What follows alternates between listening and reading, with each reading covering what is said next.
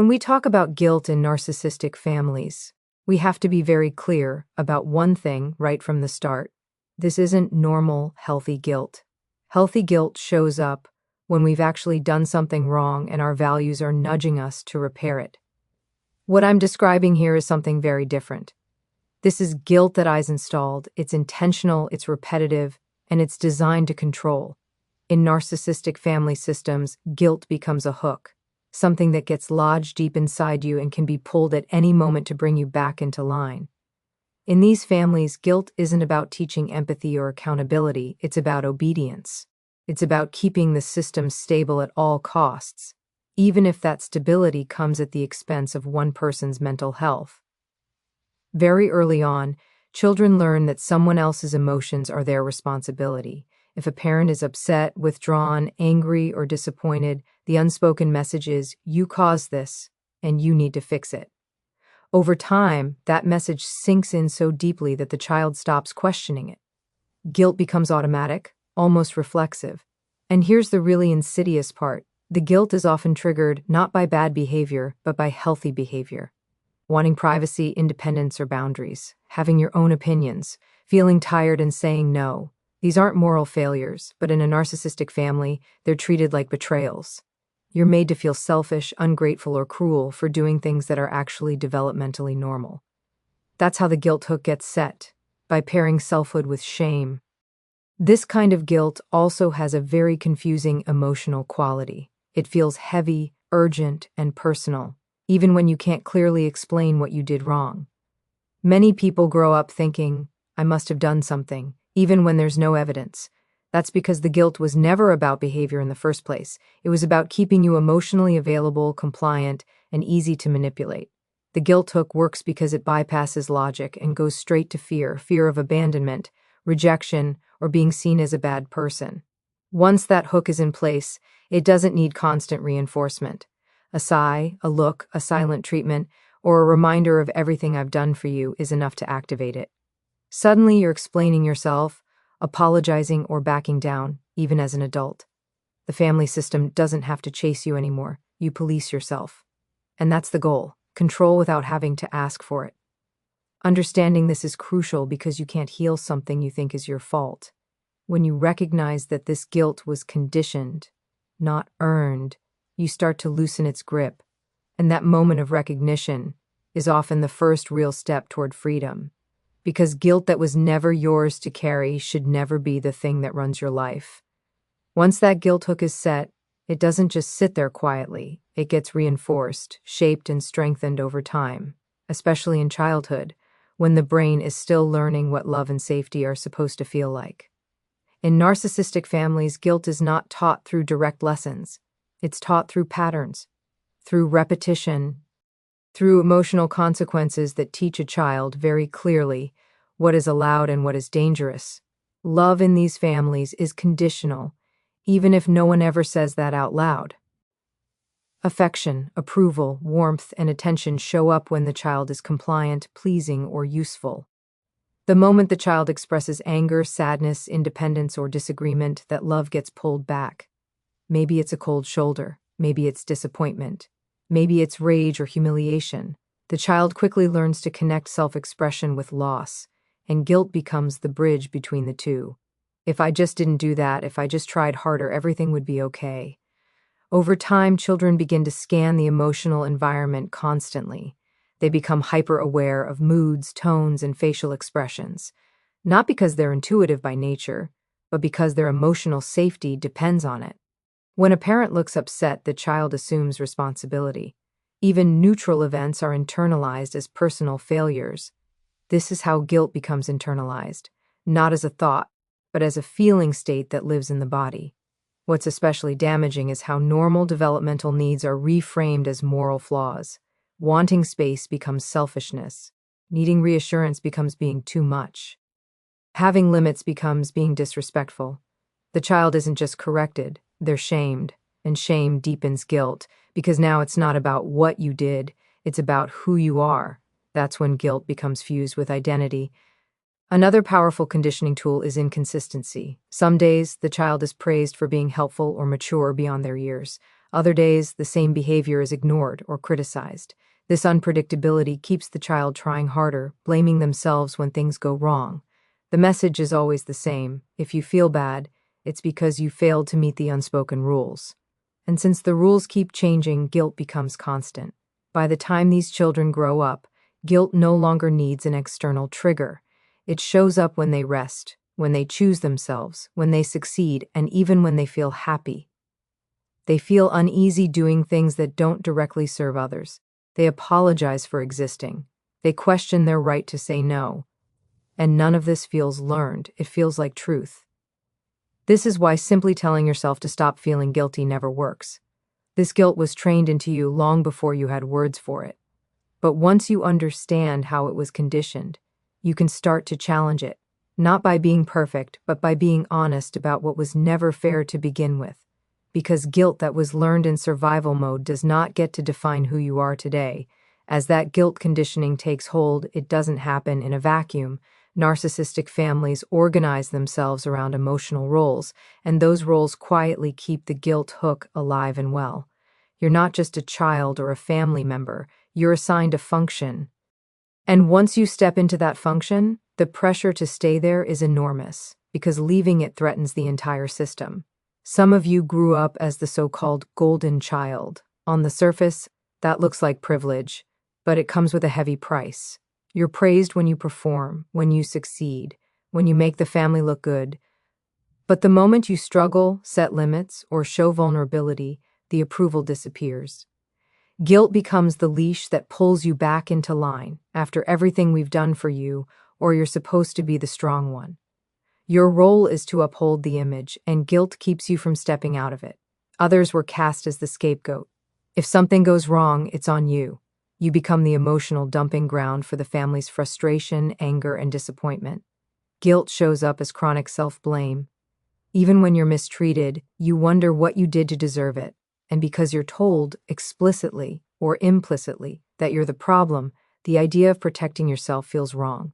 You've been trained to believe that absorbing pain is your job. Then there's the caretaker, the peacemaker, the emotional manager. This is often the child who learns to smooth things over, anticipate needs, and keep everyone calm. You're praised for being so mature, so understanding, so empathetic. But what's really happening is parentification. You're taking responsibility for emotions that were never yours to carry. Guilt is what activates the role. If you don't fix it, soothe it, or sacrifice, something bad will happen. And somehow, that will be your fault. These roles are powerful because they feel like identity. You don't just do them, you wear them. And when you try to step outside that role as an adult, guilt comes roaring back. You feel like you're betraying the family, being ungrateful, or abandoning your duties. The family may reinforce this directly, or they may not need to at all. By then, the guilt lives inside you. What's important to understand is that these roles were never about your needs, your growth, or your well-being. They were about maintaining balance in a deeply unbalanced system. Each role serves the narcissistic structure, not the individual, and guilt is the glue that keeps you stuck in place, even when staying there costs you your peace, your health, and your sense of self.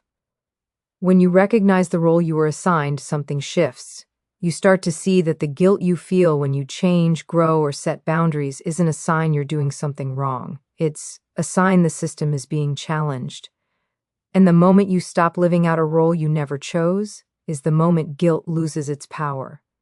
One of the most confusing and damaging aspects of growing up in a narcissistic family is how responsibility gets completely distorted. Somewhere along the way, responsibility stops meaning I'm accountable for my own behavior and starts meaning I'm accountable for everyone else's feelings. And that confusion is not accidental. It's a core part of how the guilt hook stays embedded. In healthy families, responsibility is age-appropriate and clearly defined. You're responsible for your choices, your actions, and making repairs when you cause harm. In narcissistic families, that line gets blurred early. A child is made to feel responsible for a parent's mood, stress level, happiness, loneliness, even their sense of worth. If a parent is angry, hurt, or disappointed, the assumption is that you caused it. And once you believe that, guilt becomes constant, because how could any child possibly manage an adult's emotional world? This is where empathy gets weaponized. You're told you're so sensitive, so understanding, the only one who really gets me. On the surface, that sounds like closeness, but underneath it is an emotional burden that never should have been placed on you. You're not being taught compassion, you're being trained into obligation. And obligation fueled by guilt is not love, it's emotional labor under pressure. The trap tightens when self-sacrifice is framed as morality. You're praised when you put yourself last. You're shamed when you prioritize your needs. The message becomes, good people endure, tolerate, and absorb. Bad people set limits, disappoint others, or choose themselves. Over time, you stop asking, is this fair, and start asking, am I being selfish? Even when the request is unreasonable or harmful. As adults, this confusion shows up everywhere. You feel responsible for keeping the peace in relationships. You over-explain your choices. You feel guilty for not answering messages immediately, for resting, for saying no, for changing. You carry a constant low-grade anxiety that you're letting someone down. And when something goes wrong, your first instinct isn't curiosity, it's self-blame. What's important to understand is that responsibility and compassion are not the same thing. You can care without carrying. You can empathize without fixing. You can be kind without self-erasing. Narcissistic families collapse these distinctions because it benefits the system. If you're busy managing everyone else's emotions, you're not questioning your own treatment. Untangling this takes time, because the guilt feels moral. It feels like integrity. But true responsibility has limits.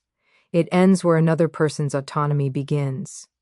You are not responsible for how someone feels about your boundaries, your growth, or your healing. That discomfort belongs to them.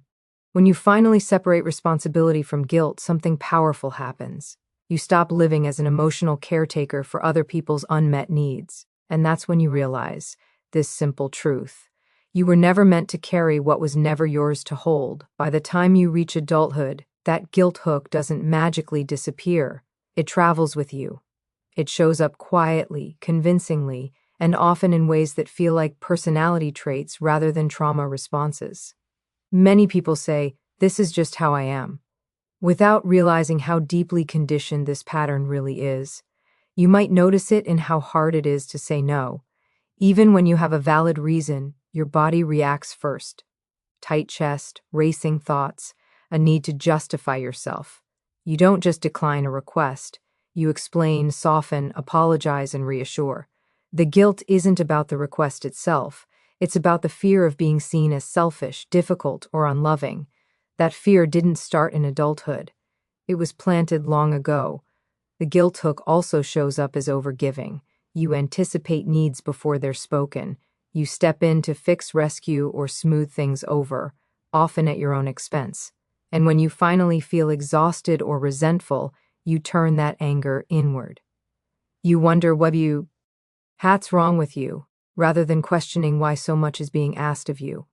Guilt keeps you trapped in cycles of self-abandonment that look like generosity from the outside. Many people carry this into their relationships. They tolerate poor treatment longer than they should. They minimize their own pain. They stay because leaving feels cruel, even when staying is harming them. The idea of prioritizing yourself triggers deep discomfort, as though you're violating some unspoken rule. And when a relationship ends, the guilt lingers, not because you were wrong, but because you were trained to feel responsible for other people's feelings. It can also show up in work and achievement. You push yourself relentlessly, not from passion, but from a fear of disappointing others. Success doesn't bring relief, it brings anxiety about maintaining it.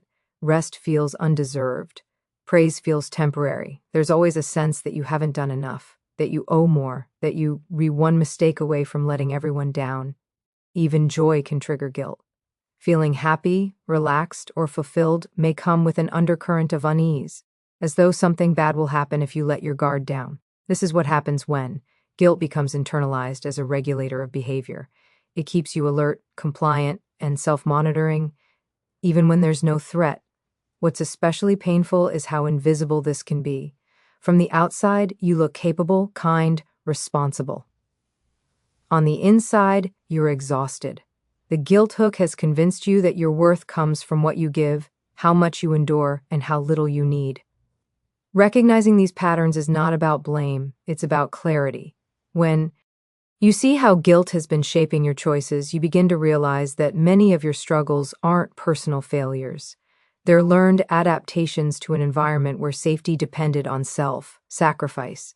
And the moment you stop confusing guilt with goodness is the moment your life finally starts to feel like your own. Breaking the guilt hook is not a single decision or a dramatic moment, it's a practice. And it often feels uncomfortable at first because you're no longer responding the way the system trained you to respond. When you start setting boundaries, choosing yourself, or stepping back from old roles, the guilt usually spikes. That doesn't mean you're doing something wrong. It means you're doing something different. One of the first steps is learning to tolerate guilt without immediately obeying it.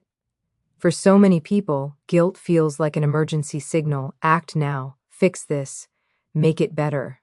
Healing asks you to pause instead, to notice the guilt and ask, what is this really about? Is there an actual harm that needs repair, or is this old conditioning trying to pull you back into compliance? That pause alone is powerful because it interrupts an automatic pattern that may have been running your life for decades. Boundaries are another essential part of this process, and they're often misunderstood. Boundaries are not punishments. They're not ultimatums. They're simply statements of what you will and will not participate in. In narcissistic family systems, boundaries are treated like betrayals, so it makes sense that setting them feels terrifying. But boundaries are how you protect your nervous system, your time, and your sense of self. You don't need to justify them, over-explain them, or make them comfortable for others to accept. Another important shift is redefining what it means to be a good person. Many people were taught that goodness equals sacrifice, endurance, and self-denial, but real goodness includes honesty, self-respect, and limits. It includes saying no when something costs you too much. It includes letting others feel disappointed without rushing in to rescue them. Discomfort is not danger, even though your body may react as if it is. You may also need to grieve. Grieve the family you didn't have. Grieve the version of yourself that learned to survive by shrinking, pleasing, or caring too much. That grief can be heavy, but it's also clarifying. It helps you see that what you lost was not because you failed, but because the system couldn't support your authenticity. Over time, as you keep choosing differently, the guilt begins to change. It becomes quieter, less convincing. You start to recognize it as a signal from the past, not a command in the present. You learn that you can feel guilty and still move forward. You can disappoint someone and survive it. You can choose peace without earning it through pain. This is not about cutting people off impulsively or becoming cold or uncaring. It's about becoming aligned, about living from your values rather than your fear, about understanding that your worth was never meant to be measured by how much you suffer for others. Healing doesn't make you selfish, it makes you free. And freedom begins the moment you stop letting guilt decide who you get to be.